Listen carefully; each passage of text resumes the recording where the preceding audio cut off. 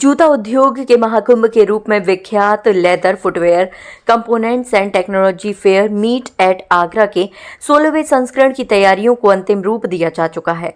इस international trade fair में क्या खास होगा, कितने देशों की भागीदारी होगी, ऐसे तमाम सवालों के जवाब में सोमवार को बाईपास रोड स्थित होटल लेमेंट्री में आयोजित प्रेस वार्ता में सामने आए। Agra footwear manufacturers and exporters chamber यानी एफमेक द्वारा सिंगना स्थित आगरा ट्रेड सेंटर पर आयोजित हो रहा 3 दिवसीय फेयर मीट एट आगरा 8 से 10 नवंबर 2024 तक चलेगा।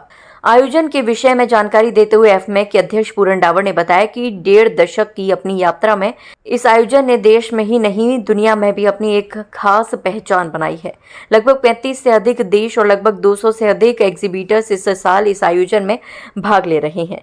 इस फेयर में इस साल लगभग 6,000 ट्रेड विजिटर्स और 20,000 से अधिक फुटफॉल के आने की संभावना है। भारत विश्व की बढ़ती हुई अर्थव्यवस्था है, इसको रफ्तार देने में आगरा का जूता उद्योग अहम भूमिका निभा रहा है।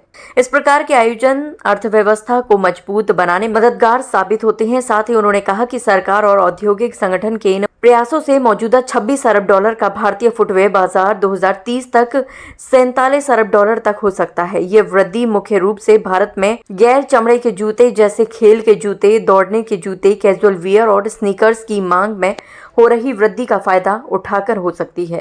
देखिए, जैसे देश के हालात हैं या जैसे विश्व के हालात हैं, उस दौरान पे जैसा आप देख रहे हैं, इतने बड़े आयोजन का होना और करीब 225 एग्जीबिटर्स का आना, जिसमें 140 बड़ी कंपनीज हैं और उसके साथ साथ विदेश से भी ताइवान के डेलीगेशंस का आना विद कॉमर्स इंडस्ट्री, जो भी उनके लोग हैं वो लोग आ रहे हैं।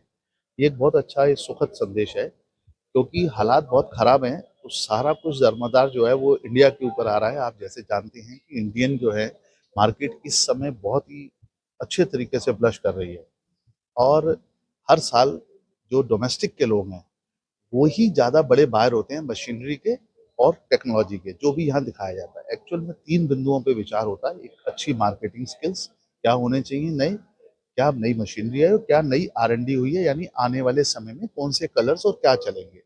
उस प्रवेश में ये जो चीज़ हम लोग लगा रहे हैं फेयर, ये बहुत बड़ा साथ देगा और इंडिया बहुत ग्रोथ कर रहा है। इतनी बारिश इसके बावजूद भी आज जूते का माल पैदा नहीं है डोमेस्टिक मार्केट में।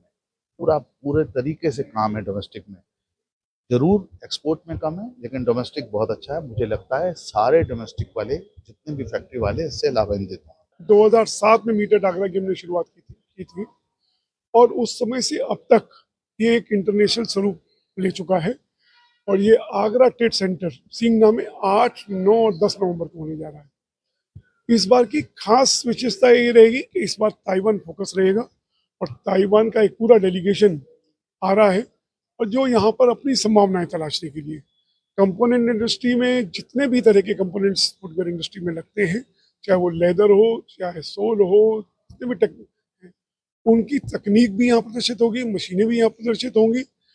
और मेरी सभी से अपील है कि चाहे वो एक्सपोर्ट से जुड़े हों या डोमेस्टिक से जुड़े हों, चाहे आर्टिजन इंडस्ट्री से जुड़े हों, उनको बहुत कुछ नया देखने को मिलने वाला है।